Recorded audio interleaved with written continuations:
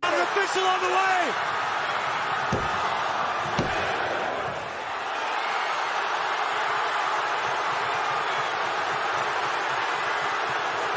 Holy hell! CM Punk! Oh, Punk, you sneaky bastard. There's so much speculation that it was going to happen. In my predictions, me and my friend Troy were hoping it wouldn't happen, but it did. Punk screwed Drew McIntyre again. So on this 14th rendition of WrestleMan the podcast, we're going to discuss that. And we're going to discuss the rest of the Clash at the Castle pay-per-view because it was a pretty good pay-per-view. Obviously, really good crowd. Europe continues to kill it. Obviously, the Wyatt 6 debuting at the end of Raw, and Chad Gable, rest in peace. I don't know how he's ever going to return after that. Plus, speaking of return, Seth Rollins out of nowhere returning to WWE, and he's got a world title match. Plus, we got a takedown top 5 of our favorite entrance themes, and I'm going to have a very special guest with me.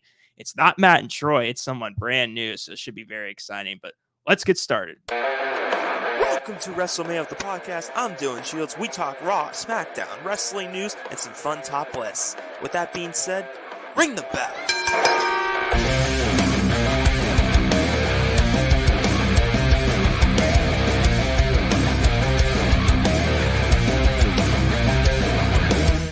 Alrighty, here we get that banner up. So this new person here, for context, before I introduce him, since obviously I go to Millersville here, he is on the Ultimate Frisbee team. I play Ultimate Frisbee, and he does as well. And we met each other back in, I believe, the fall, and we discovered like randomly out of nowhere that we're like both big wrestling fans. He'll explain detail because he obviously knows more, but I believe in like 2022 he got back into wrestling, and actually, unlike my family, who none of them watch, his family does, and they watch pay-per-views and stuff. And he even went to WrestleMania in person as well, along with Matt and Troy and my roommate Dylan's. And he went to night 2. So lucky him, he gets to go to the better night of WrestleMania. So let me introduce him now. His name is Aiden Clark. Aiden, welcome to the podcast for the very first time. How's it going? It's going good. How's it feel to be on a YouTube Live right now for podcasting? A little bit of pressure, but we'll get through it. No pressure, just the 20 viewers that watch. I've had 100 viewers before for WrestleMania predictions, but yeah, obviously try to build it up. But yeah, try to grow popularity. But yeah, hopefully my guess is 20-ish viewers for this episode, but should be very exciting.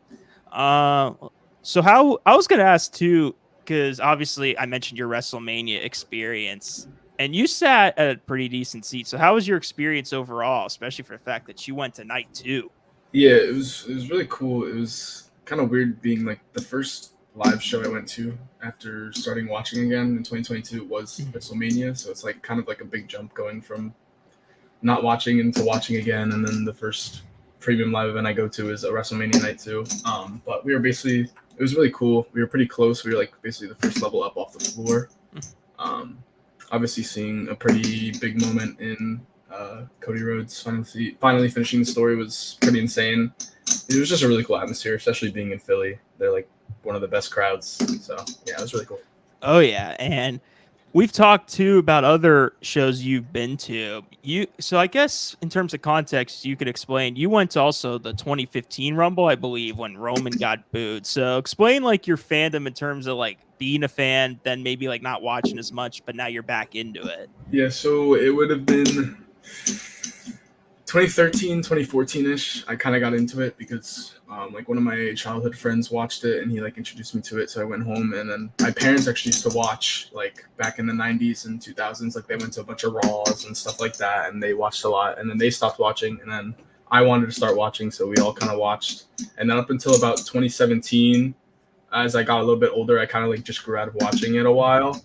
But then back in like 2022, I started getting a lot of like stuff on social media. Like I saw more. Like one of the big things I saw was the Bray Wyatt return at Extreme Rules 2022. That was like one of the things I saw on my feed. So I was like, I started seeing videos more, so I kind of got back into it. And then it was like December 2022, I kind of brought it up, and then we started watching again.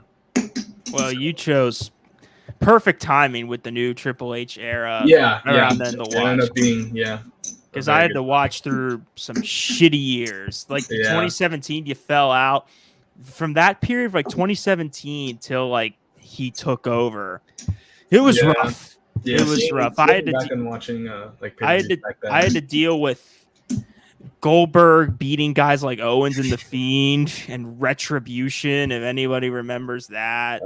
Roman Corbin storyline was horrible. I had to go through a lot, and luckily you left at a good time and came back at a great time. So let's get into it here with Clash at the Castle here. We'll go over match by match and just in summary, like what we liked about it and stuff. We'll start with the opening match. I Quit, Cody versus AJ Styles. Obviously these two can't miss in terms of having a great match. I love, like I said in the preview, I like the uniqueness and the cleverness of the I Quit stipulation because Styles pretended to quit, pretended to retire, and Cody literally wants to make him say it. So yeah, they had a great back and forth. They're fighting all over the arena backstage, which was pretty cool. There's one really cool spot. I think Styles went for a forearm and Cody threw a chair and Styles bounced off and went through the table. That was pretty crazy. That was pretty cool. And obviously, I mean, this is, at least for me, the easiest match of the pay-per-view to predict. No way Cody's quitting.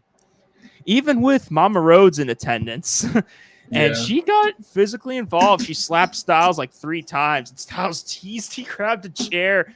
Teased hitting Mama Rhodes. Yeah, they're really getting her involved in some of these spots. I'm awaiting the day The Rock's going to rock bottom Mama Rhodes. It's just going to happen. I was fully expecting AJ Styles to pull a Styles Clash on her. But, but at the end, Styles originally had Cody in the handcuffs. Cody got out of them, and then he cuffed Styles to the rope. And then Cody had to steal steps. Styles quit. Cody hit him anyway. So what are your overall thoughts, Clark, on the opening match? Yeah, I thought it was really good. I think I enjoyed it more than their match at Backlash. I mean, obviously the I Quit stipulation added a lot more, obviously like spots and available like moments for them to do. I thought the ending, like I thought it was really abrupt. It was kind of out of nowhere. I wasn't expecting the match to end that quick. Yeah. I thought they could go maybe like 10, 15 more minutes of more spots and stuff like that. And the way they kind of did the ending, I felt it made Styles look a little bit weak, considering he like kind of just said I quit before he even hit him. It wasn't just him saying I quit after taking like a bunch of beatings. It was just I quit because he didn't want to take the stairs. I thought it made him, because he's obviously on his way out with retirement soon, and I just thought it made him look a tad bit weak. But overall, I thought the match was really good. Yeah, and I think the difference here is the rivalry was a little more heated than Backlash, where it really like they had a few weeks of build. In terms of this, had more build. I'm happy they did a rematch. I'm with you on the ending. It did make him look a little weak with steel steps of all things. It kind of gave me, when Copeland won the TNT title from Christian Cage, they kind of did something similar, but Copeland had like some like barbed wire, whatever the heck his weapon was called. Yeah. And that made sense. And he hit Christian, like low blowed him with the weapon and made him say, I quit. Cody didn't even hit Styles. Yeah, he didn't have to do anything. I just don't know if steps was the right weapon to like make Styles scared. I would have preferred something more extreme, or like a whip or something. Like I feel like that would have been a bat, something like that. Yeah.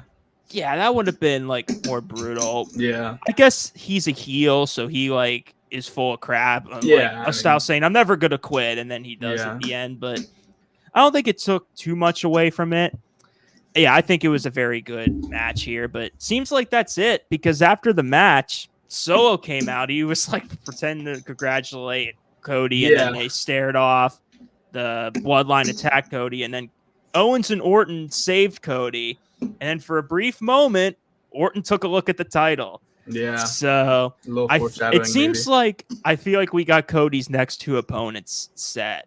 I think it's going to be Solo at Money in the Bank and Orton at SummerSlam. What do you think about that? See, I think that does set up. I don't know if it's his next 2 straight, because at first when I saw what had happened, my mind immediately went to 6-man tag match at Money in the Bank with Cody, Randy, KO versus Tama Tonga, Tonga Loa, and Solo.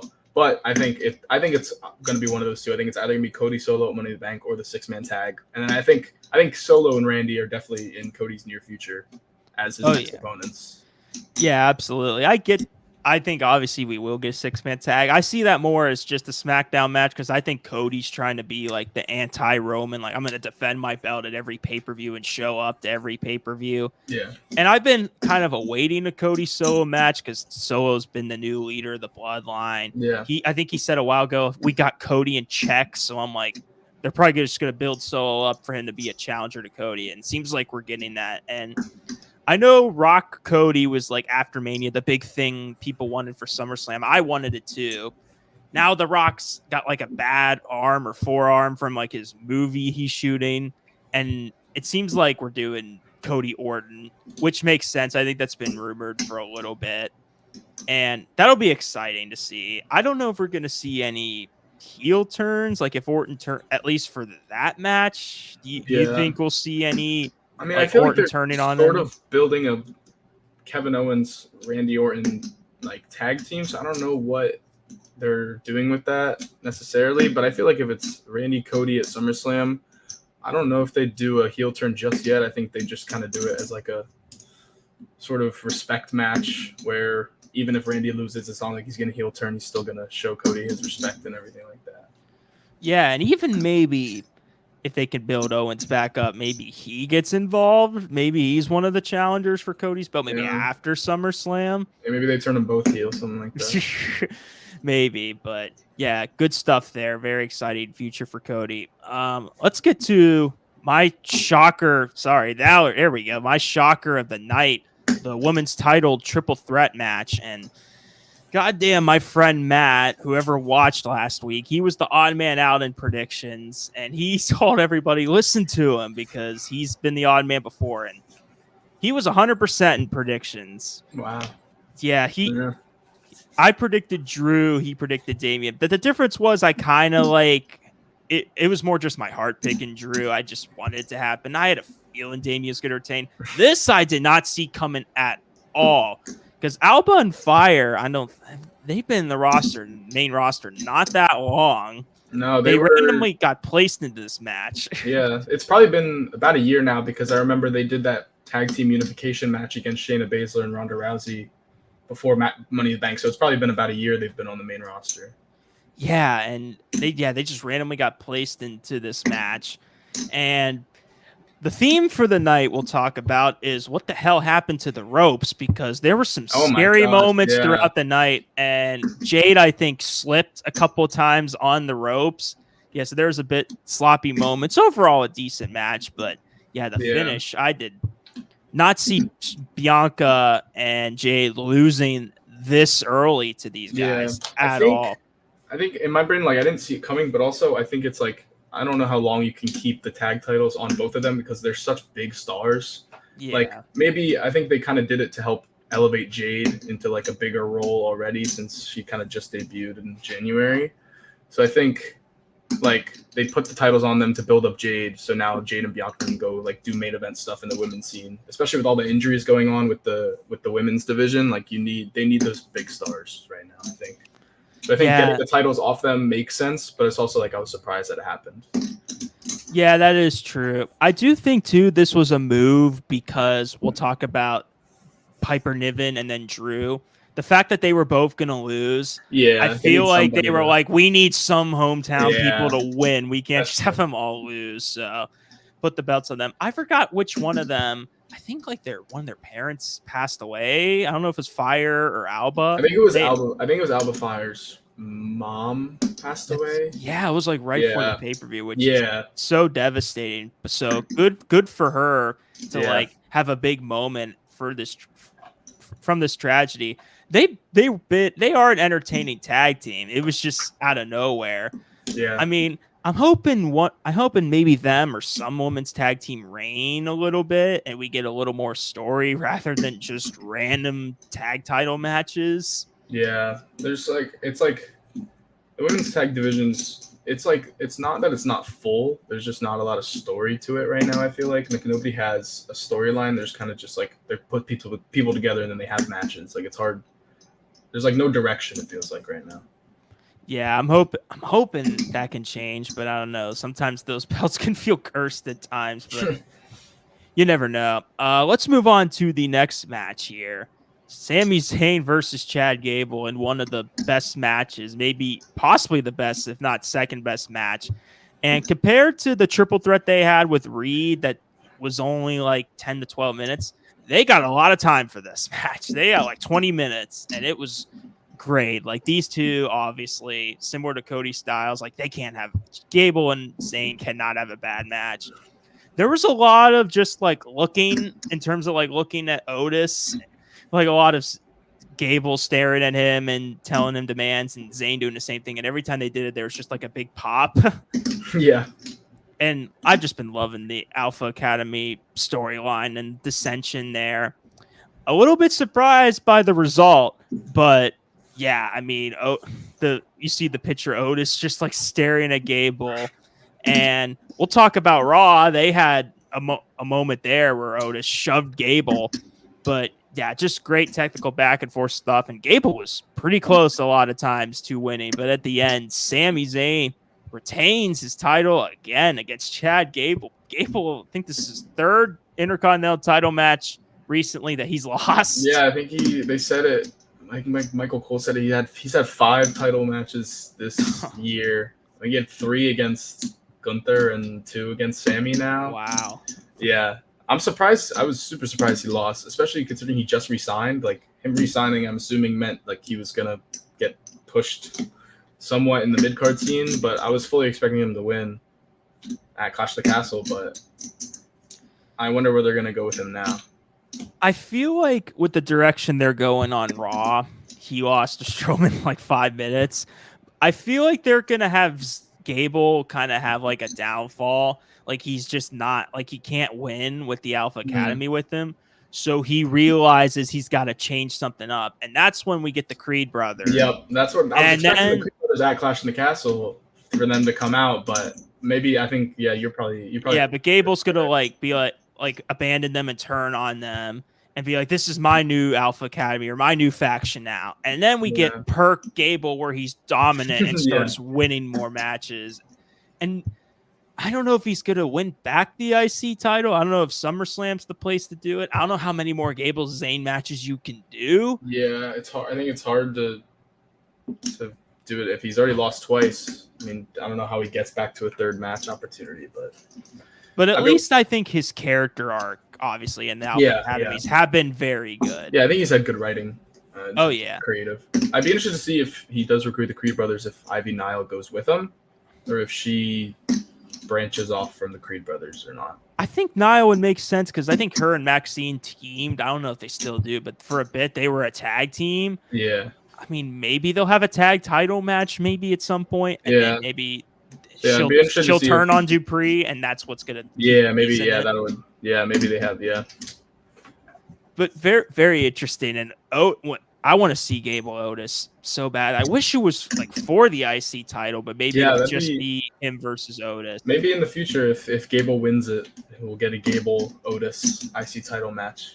And Otis can get that pop when he turns on Gable for good. Like he should have gotten with the Mandy Rose thing. People forget that would have been a huge pop with that storyline. And now Otis has finally gotten popular again. He's one of the most popular guys on Raw right now. So just again, amazing storytelling there. The second to last match was Bayley versus Piper Niven. It was a good match. I don't have too much to talk about because it was kind of obvious what the outcome was going to be. I think Chelsea Green got like ejected right away. Probably just to give Niven her moment by herself in a title match with Bayley. But yeah, no shocker that Bayley retained to me because I think we're building to Bayley Nia at SummerSlam. I think Nia's potentially going to be champion soon, but I guess good for Piper to have a title match. Yeah, I think she held her own pretty well. I enjoyed watching the match. I thought the Chelsea Green spot with the Rey Mysterio mask was really funny. Oh yeah, that's I have a feeling that she's going to qualify for Women's Money in the Bank, but I think she's going to have like a LA Knight situation where everyone's going to want her to win. And she's going to get so close, but she's ended up not going to win it. But I really like her character. I think they're doing really good with her. Yeah, them together, they were another randomly placed team last year. Yeah, when Because Chelsea Green was going through all that, all of her teammates kept getting injured. Yeah, Sonya Deville getting injured. But they turned out to be a pretty good duo, and Chelsea is obviously entertaining. I think her hometown Toronto, where Money in the Bank's going to be? I know she's from Canada. I can see. Because I remember my friends Matt and Troy mentioning that. So either way, home country pop. So if you're, like you said, if she's in the match. Oh, she's from Victoria, British Columbia. So close, but yeah. Yeah, Canada. But yeah, she'll probably be very popular there. Whether it's that or maybe she gets a title match against Bayley. Who knows? Yeah, maybe she's the challenger at the next one. But then, yeah, we're going to get Bayley getting booed again against the hometown guy when Bayley's supposed to be this conquering hero. But yeah, good little match. But yeah, not anything huge. But this main event was obviously Damian Priest versus Drew McIntyre. And before we get to like the big like ending and everything, let me see if I can get a picture here. Maybe I forgot to have a picture. Yeah. Anyway, Damian Priest had a scary moment in that match where his leg got caught on the ropes. And I thought that looked like a broken leg. I thought, oh shit. Don't tell me it's going to be another guy that's going to have to relinquish, but thank God he's okay. He's very lucky that he's okay because that was scary. I don't know what the hell happened to the ropes. Yeah, I saw like something on Twitter where it was like in the first match you could see AJ Styles before Cody Rhodes makes his entrance, like doing like pulling on the ropes and doing like the normal thing you see wrestlers do, and then he says something to the ref. So like apparently, yeah, there must have been problems like all night with the ropes because there's no way it's just coincidence that all those spots happen with the ropes and everything just goes wrong. Like it must have just been the ropes were too loose, something like that. Yeah, I don't know if too loose or even too tight at times. Yeah. I have no clue, but luckily he was able to carry on. They had a great main event. I think anybody that, including me, that's kind of been like critical of Priest, like is he a main eventer? I think he proved a lot of people wrong in this match. I think he's a very underrated wrestler. Like you can see it, like if you go back and watch like his Backlash 2023 match with Bad Bunny, like you can see like he's capable of having very good matches. I think he just needs the writing and the character to back it up, which I think they're doing much better with him as champion. And the time too, because they gave this match obviously gets the main event plenty of time. Yeah. And obviously Drew McIntyre, the hometown hero. Many people wanted Broken Dreams back. We didn't get it, but we got I wanted it so bad. We got a great entrance though, with Drew holding the Scottish flag and everything. Yep. But yeah, good back and forth stuff. Even Priest kicked out of the Claymore. So seems like he's a main eventer now that he's kicking out of people's finishers. So good for him. But obviously the big part, the ending and they did this so well in terms of camera shots I didn't know how Punk was going to interfere. I didn't expect it to be this. When they showed like a long shot of the camera of a referee running down, and then they showed it behind with the referee counting. I didn't watch this live because I had like a graduation, so I had to rewatch it. So obviously I knew beforehand.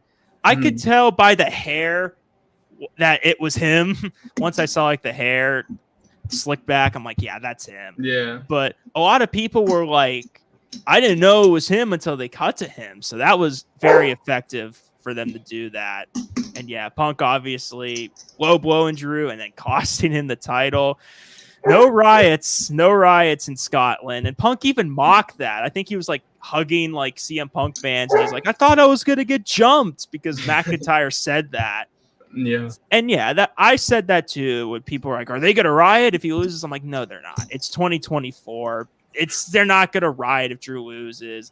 I even think too, because I remember McIntyre in earlier interviews that week were kind of like, oh, the fans don't seem very confident in me. They kind of, and I think it's because they're kind of dreading this. I think they kind of knew, okay, I think we know what the story is with Punk coming out and costing Drew.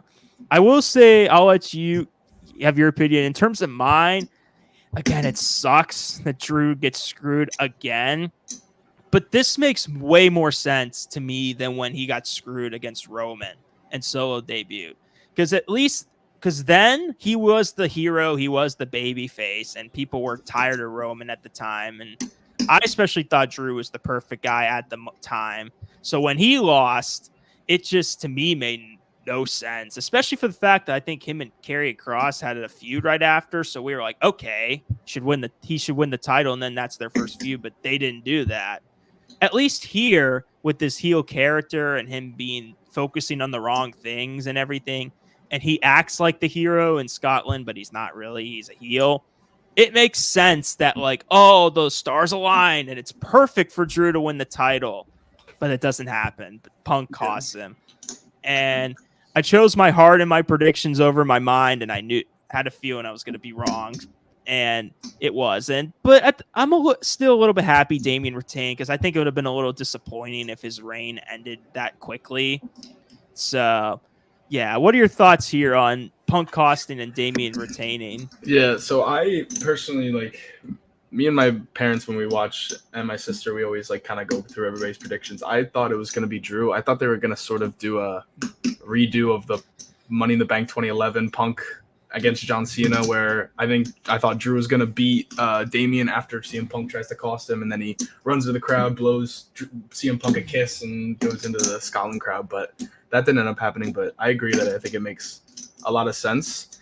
And something that I was thinking after the match, I was thinking that if they wanted to keep continuing with this Drew getting costed by CM Punk, which ultimately could lead to like a match at SummerSlam or something, they would do like CM Punk winning Money in the Bank, and then Drew finally beats Damian at Money in the Bank, and then CM Punk immediately cashes in on him, wins the world title from him, something like that, which would continue the storyline even more. But I think just thinking of that, like, they could go so many directions with it, where I think it was I think it ended up being a good decision to have Punk cost Drew the title again and Drew not get away with it this time, so they can continue with like one of the best storylines, which I think they have right now, which is the Drew and CM Punk story. I think it's in my opinion, the best storyline right now, not just in WWE, but in wrestling. The Bloodline stuff's great too, but I mean, these two have been feuding all year, and it's been great. And the injury's kind of been a blessing too, because then it's kind of delayed, but it's built more anticipation.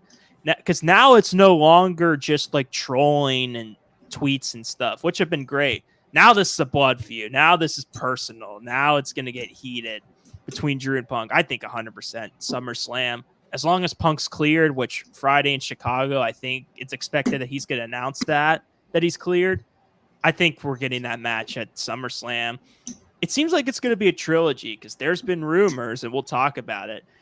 They might be bringing back the Bad Blood pay-per-view. Yeah, I saw that. I saw that on Twitter last week. And everyone is saying, and I think even a reporter asked Punk this, that maybe Hell in a Cell will be where they blow off their feud at Bad Blood.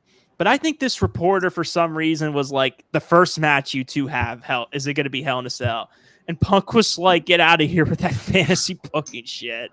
I think Punk said he doesn't want to be in like stipulation matches anymore, which makes sense.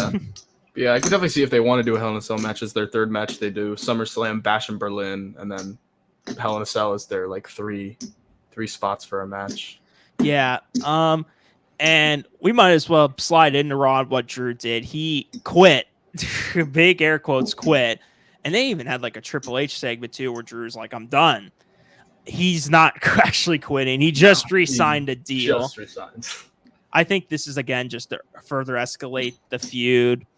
There was you said, and I agree, this could go in so many different ways. A lot of people are fantasy booking Drew winning Money in the Bank and being like the ultimate hypocrite, because like Drew's been bitching about Money in the Bank and how he hates it. And I think Drew can like be in the match and like not earn it, like not earn his opportunity, again, making him a hypocrite, winning the Money in the Bank match, and either maybe cashing in on Priest to get revenge, or I would love to see if one day, if Drew can hold that. I know we've just had a WrestleMania cash in. How about Punk winning the world title, finally main eventing next year's Mania, winning the world title, and Drew cashes in and ruins his moment? Yeah. Like Punk did. Just like he did the year prior at WrestleMania. That would be my fantasy booking. But just a year-long storyline. I think they could definitely pull that off. But yeah, definitely, to me, like I said, feud of the year for me. In terms of Damian Priest, what do you think Aiden is like his future as champion? So I think with him, the one problem with Drew and Punk winning the title is that Gunther still has that title shot at SummerSlam coming. So which is another reason, which is partially the reason why I think Priest might hold through SummerSlam, which is why, or he'll lose. I think it's either going to be, we obviously know he's going to wrestle Seth, which I think it's more likely that Priest, I think, will retain. I don't know if they'll give Seth the title right back so early. So I think his most likely two next opponents would be Seth and Gunther, because we know Gunther's looming, obviously. We haven't seen him in like a week or two. So we know he's looming there waiting for his shot at SummerSlam.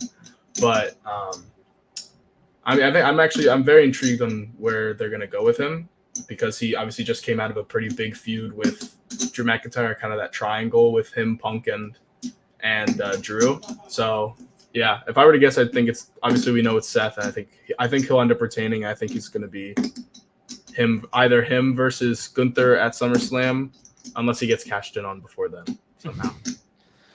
But yeah, speaking of Seth, I'll pull up the picture. Yeah, he's back. And it was so random. At the beginning of Raw, he just came out, and there were like no speculations of it happening. I thought he was done for the rest of the year, considering the injuries this man's had. I thought we were gonna like maybe see him come back at the Rumble or something. Yeah, that's what I thought too. But no, he's back. And then he teased being in the ladder match, and then Damian comes out, and it's like, you don't need to worry about that. Me versus you and Money in the Bank. And Seth's like, okay. And I don't know about you, because at first I've been kind of criticizing, like, does Priest versus Gunther feel SummerSlam worthy to me? And I question that, but I wonder if we're getting a Priest face turn soon, because he's not doing heelish things in terms of Seth. Because usually the heels back out of like title, like, oh no, you don't deserve a title shot. Yeah. Priest was like, no, you can have a title shot. And Priest said, I wanted to cash it on you out of respect. So it seems like he's tending to lean more babyface a little bit in terms of like his actions. Yeah, and he's like keeping Judgment Day out of his matches and keeping them away from like trying to like attack people. And he's kind of been, with all the stuff obviously with like Dom and Finn, like he's been kind of trying to keep them out of it. So yeah, he's definitely showing babyface. How about that hotel key stuff that Finn a few weeks ago just took it? Yeah, and Pat Priest McAfee breakdowns. The McAfee breakdown, and Priest caught him, and Finn admitted to it. Yeah. And people are wondering too if like Finn did that to protect Dom, or if Finn's doing that because there's a little bit of a plan that they're gonna. It's so tough to predict, but I think Priest and then eventually returning Rhea might get ousted. They might get kicked out of Judgment Day, and Liv might take over. But that's the other thing about like everything. They could go so many different ways. Like you also have Finn there. Like if Finn ends up turning on Damian, like Finn's gonna want that world heavyweight title. So there's just so many. There's so many question marks. I feel. And before we knew Gunther was going to challenge for the title, people were fantasizing him versus Finn at SummerSlam for the title. Yeah. But yeah, who knows? I mean, I think it's weird that Gunther's getting this shot at SummerSlam. I thought Bash at Berlin made more sense because that's his home country. Yeah. But I don't really, unless there is like a cash in, there's not a world where I don't see Gunther winning the title. I think he's going to be a champ. I think he's going to win it. I think he goes into Bash in Berlin definitely as world heavyweight champion. I think potentially him versus Dragunov. I would love to see Bash at Berlin. Yeah. Yeah, that would be great. Other stuff from Raw. I mean, obviously, Otis shoving Gable was an awesome moment there, and continuing to tease that stuff. Oh yeah, I think the one other thing I will say, Braun Breaker is him. Him and Sheamus had a match ended in a DQ. They both teased challenging for Zayn's title. So that's gonna be Ludwig, which is like a fatal 4-way. I don't know what they're gonna do with that. Yeah, I know. I'm wondering what they're gonna do at Money in the Bank, but it's very interesting. I've liked Kaiser's work as a heel. I think he's doing very good. But that spear that Breaker did running across, that's the speed that man has. Yeah. I know he's a heel for now, but he's gonna be too badass and cool to be. Yeah, he's gonna be a big eventer in the future. Oh yeah, I don't know. I don't know if him and Zayn will have a one-on-one. If they're gonna give him the title right away, the IC title. Yeah. Maybe they'll do I don't know. some sort of triple threat, number one contenders for a match of Money in the Bank, something like that. I don't know. Yeah, who knows? Who knows? If they do that, I think Breaker obviously probably wins because they're trying to push him pretty quickly. Yeah. He killed Ricochet and he's not in the company anymore. So yeah, I would say just change his theme. I'm not a fan of it. yeah, give him like a real song. I feel like he needs a real song. I don't know. I forgot what the name of the new production that does theme songs, but they're just Def Rebel. Yeah, they're Def not Rebel. Good. Def Rebel's not good. With a few exceptions like Roman's theme and Seth's. Yeah, Def Rebel really hasn't made great themes recently. No. It's been really generic. Yeah. But at least the man himself, Breaker, is killing it. Obviously, let's get to the main segment, the main event. After Jey Uso, he qualified for number one contender for Money in the Bank. And then after that, a little Fiend tribute. The lights went out Fiend style. And again with production. Man, production's killing it right now in WWE this year. They did this so well with, I believe, Nikki being the first to come out and basically forcing the cameraman to follow her into the locker room. And it was absolute carnage. Darkness. Yeah. I mean, obviously the main guy, Chad Gable, with blood, he is dead. Yeah. He was absolutely taken out. I forgot about the others that were taken out. I think maybe Strowman was taken out too. I think I saw something on Twitter where somebody could see Gunther in the back. It looked like him. He was taken out. Yeah. Jesus. A bunch of production guys. Yeah, but yeah, it was crazy. It was insane. That shot from Gable to then when Uncle Howdy showed up was just amazing. I think the hat has some famous symbol. I don't know exactly what it is. I know he was wearing. I know Bo Dallas was wearing the Hurt glove from the Fiend. I think one of the other gloves say Bray or something. Obviously, as a tribute to him. And then I know Eric Rowan. He had on the back of his mask. I saw a picture of it. It was the mask, I guess, that it had a picture basically of the mask that Luke Harper wore when they were the Bludgeon Brothers together, and then his the hammer that he had was the one that they used when they were a tag team as well. So I could immediately tell. Yeah, that was Rowan. Yeah, I could see the orange beard hiding under there. Yeah, and then you could tell which one was Gacy and then which one was Dexter Lumis. Dexter Lumis. Yeah. So it seems like the Wyatt Six. We talked about this before we started. Because I know Alexa Bliss was a name thrown out there, but I feel like 6, because the 5 of them came out. I feel like 6 is Wyatt's spirit.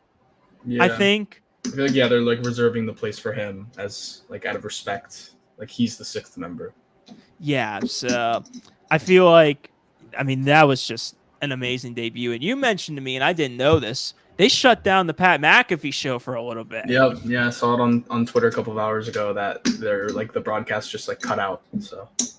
But yeah, the production for this debut was amazing, and I'm so excited for it. What do you think in terms of feuds or anything? Do you think is first for the Wyatts? The easy answer would be Gable, because he was the one that they mainly showed he went after. I thought it was gonna be Jay. I was assuming Jay was gonna win and then they'd attack Jay or something. But those would be my first 2 guesses, would either be Jay or Gable. But something else that my mom brought this up. She said that how there's the door and stuff, you go through the door. She was saying that through the door, she was thinking that in her brain it wasn't a physical representation of something that actually happened, rather it was what goes on in Uncle Howdy's brain and his vision, which is obviously all that carnage. So I thought that was super interesting. But yeah, I'd say my first 2 guesses are Gable or Jay. Yeah, I feel like your mom saying that, it kind of makes sense, because I think that was kind of Howdy's and just Bray's character in general is just more what's on his mind than what's actually going on. But yeah, I'm very interested, and I hope they do it right, because we've seen with these spooky characters with the Fiend and then Wyatt's return before he passed away, how it's just they don't know exactly what to do with these people. all the Yeah, time. which sucks because the Fiend is personally my favorite character ever, like in terms of just a physical character itself. Because Bray Wyatt's my favorite wrestler of all time.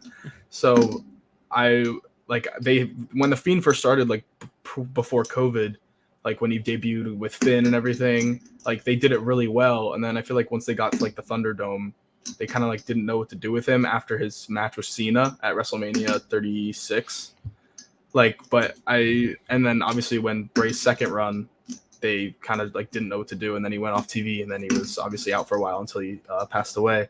But now hopefully they learn, and hopefully they can write really a lot better story with the Wyatt Six. Yeah, they kind of screwed up the Fiend before pandemic. The freaking Seth Hell in a Cell match. Seth Hell in a Cell, Goldberg, all of it. Goldberg match. He just Yeah. And he was the last guy to hold the title before Roman held it for 4 years. So, but yeah, I'm very excited for this. I feel like Jay just makes sense. I think even Jay said in the backstage interview, like they can have the lights and everything. Because I think when Jay does his entrance, they have like the Firefly lights. Yeah, he like tweeted out the one time. I could see, since Jay's in Money in the Bank, I know the Wyatt Six are cheered, but I mean, with them being an evil stable, it may make sense that they're just evil heels. I feel like they might cost Jay the briefcase because Jay's one of the favorites to win Money in the Bank. I'd say he's probably the favorite or the favorite to win. Yeah, but I could definitely see Uncle Howdy or even the whole faction going after Jay. Maybe. Yeah, I think Nikki Cross, aka like Sister Abigail and everything, should definitely probably debut in the women's division too, because I feel like the women's division needs a really good heel right now.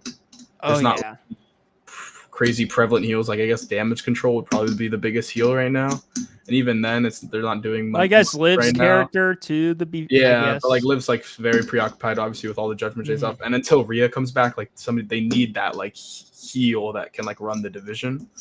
So I'd be interested to see how they debut them, if it's all as a group all the time or anybody of them individually or what. Yeah, but very, very exciting ending to Raw. Overall, Raw was one of the better Raws of the year on Monday. Yeah. I think the one thing I forgot to mention was that we just said Liv Morgan. It seems like her and Selena Vega are due for a match. Yeah, I saw that. Yeah. That probably Money in the Bank. Yeah, which kind of makes sense. Yeah, I'm trying to remember other stuff that happened on Raw. I don't think I did see something on Twitter like a couple of hours ago. I saw that they actually took Chad Gable out of his Money in the Bank qualifying match for Monday. That's right. Yeah, they took him out of it. It's Ilya Dragunov now versus Bronson Reed versus Braun Strowman. So that's another thing why it could be maybe. I was kind of like, thank God when he got replaced, because I'm like, I don't need Gable to lose again. I thought he was gonna win, but I guess obviously taking him out, he probably wasn't gonna win. I'd love to see Ilya in the match. I think that would be really good. Yeah, I would. Yeah, I would love to see Ilya win that match. So, yeah, we'll obviously see what happens here. The other thing I wanted to talk about, this is more of an NXT thing because some big things happen. I don't know if you've ever heard of this guy before. I don't know how much you follow NXT or even TNA. Yeah, Joe Hendry. Joe Hendry, yes. We have to talk about him and his debut. His theme song is so catchy. It's so good. It keeps getting in my head. But yeah, him, I think Kazarian appeared in the Battle Royal. Yeah. I don't think either one of them, at least Hendry, he didn't last long. No, he was like first one out. Yeah, he was first one out. And I know his work. I don't watch TNA too much, but I know about his stuff. But when I first was like seeing him, before I even like saw the videos, I automatically thought he was a heel because he has like the ridiculous smile and like the over the top, and he's so self-absorbed. Come to think or know that like he's a baby face in TNA and the fans love him and love his theme and everything. I'm like, holy shit. But I love his character because it's so versatile. He can be this popular guy, but he can 100% be a heel too with this gimmick. Yeah. And I thought it was interesting seeing him after he got eliminated go back to Shawn Michaels and basically say like, I can be on any show, anytime, whenever. Like, I think it's super cool that WWE and TNA are sort of doing a Forbidden Door style like partnership where anybody from either promotion, like you never know when they're going to show up, which I think is really cool. Yeah, and I wonder if they'll do like a cross promotion pay-per-view Yeah. similar to Forbidden Door that AEW New Japan do. I think it makes sense that they're doing that. And I'm happy that Triple H is forming relationships with other companies like Yeah. Impact. Yeah, I think Where it's something like you would never see in the if you would have in the thought Vince that 10 McMahon years era. ago, no. Yeah. Yeah, so we don't need, because companies can get along. They don't need to be, this isn't the Monday Night Wars anymore.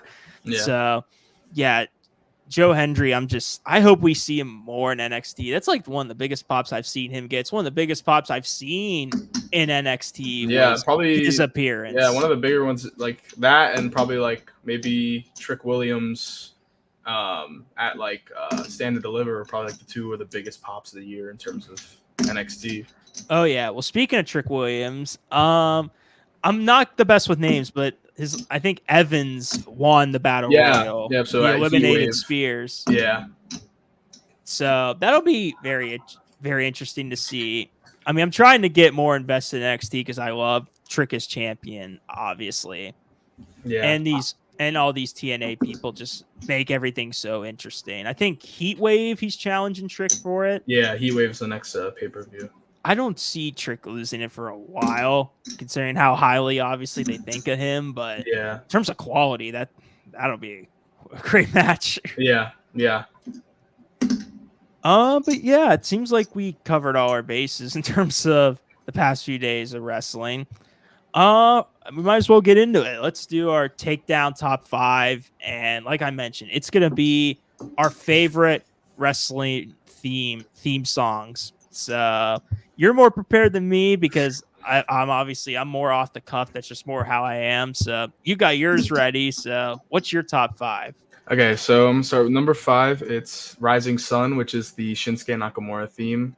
That's always been like one of my favorites, just like the violin that he uses, and then I think it was always just really nice. My number 4 it's called Catch Your Breath. It's the Finn Balor theme, like his pre-heel theme when he's the demon and everything.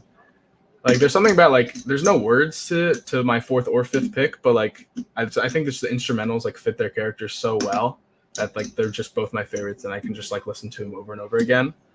Number 3, it's Metalingus. It's Edge's theme.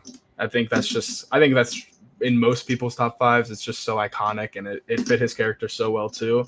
That's like really what I like about themes when they're like in my top 5. Is just if it fits your character, like it enhances the song so much. My number 2 is The Game, Triple H's theme. That's always a good one. I like Motorhead, the band that made it as well. Like they have a bunch of songs that people have used as their themes. So that's one of my favorites. And then my number 1 is Cult of Personality.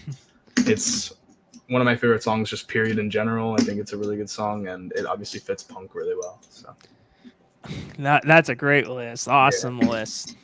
I'll do mine. I feel like I got a pretty good base of what I have. So number 5, I'm going to go Roman Reigns' theme song.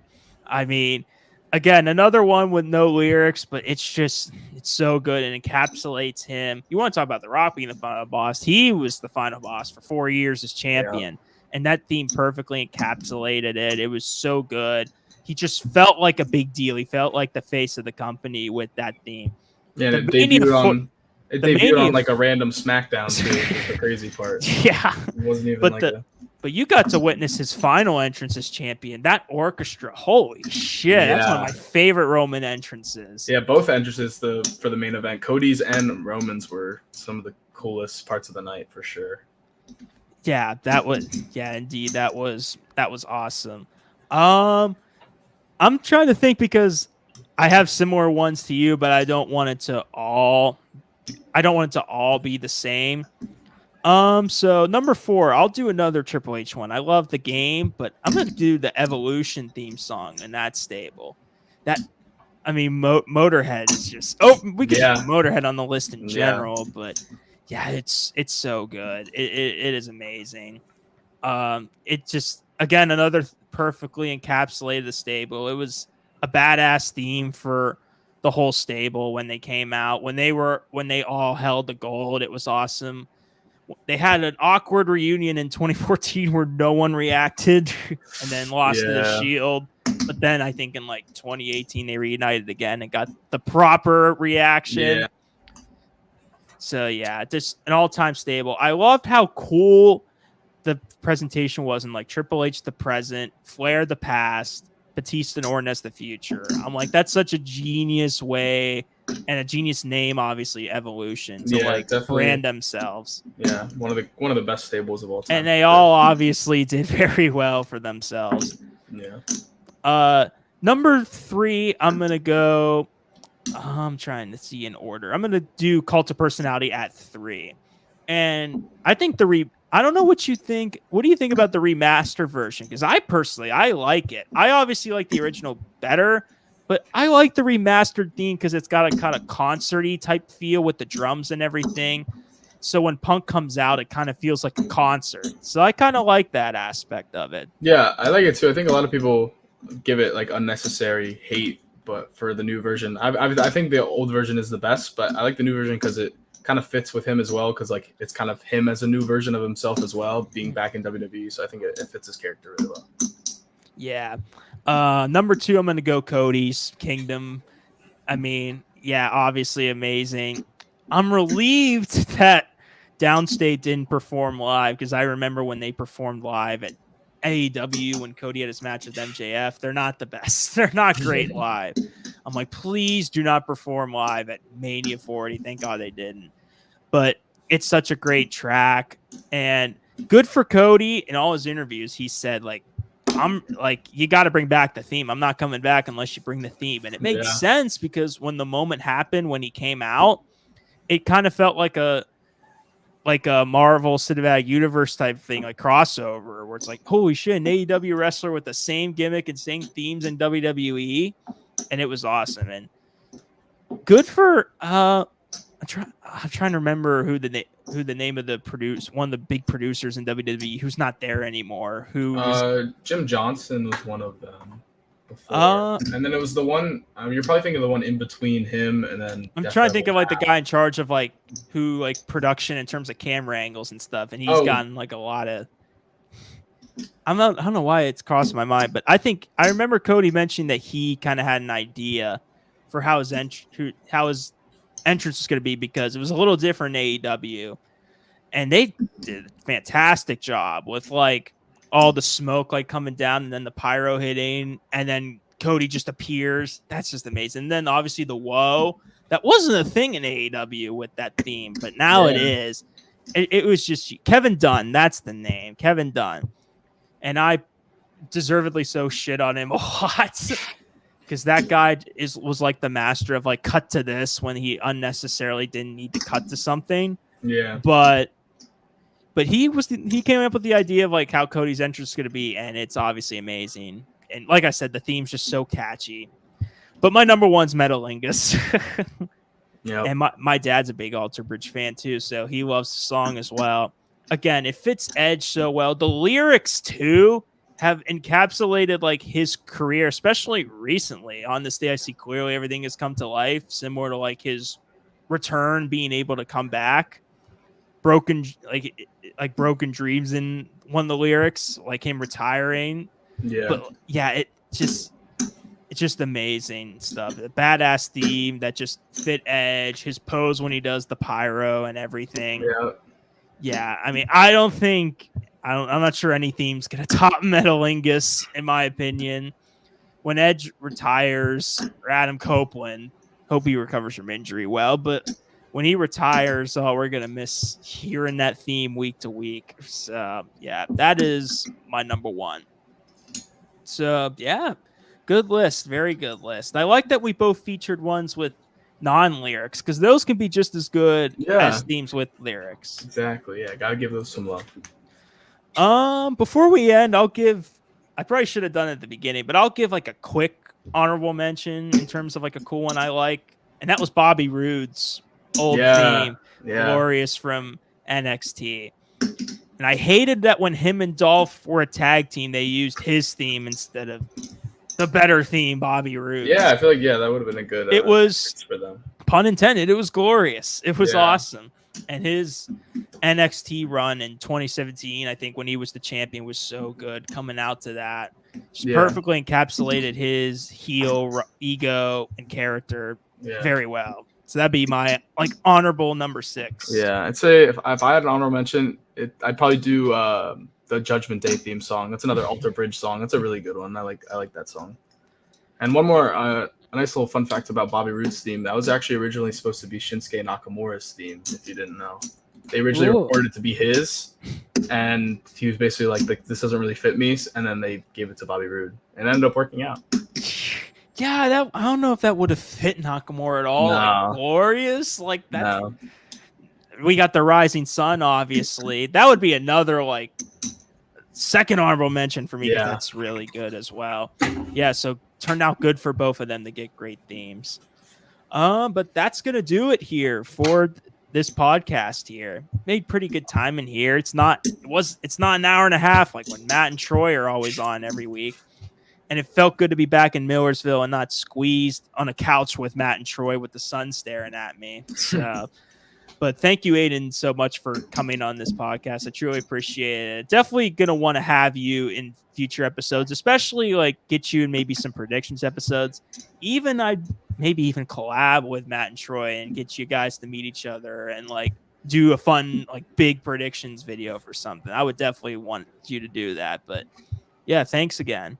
Of course, yeah, for sure. Just let me know, and I'm down to come back whenever. Oh yeah, 100%. But thank you guys for tuning in. Hope you guys have a great night, and I will be back regularly next Tuesday. Apologize for it being delayed 2 days, but ran into some things. But we'll be back on normal scheduling. So I will see you all next week.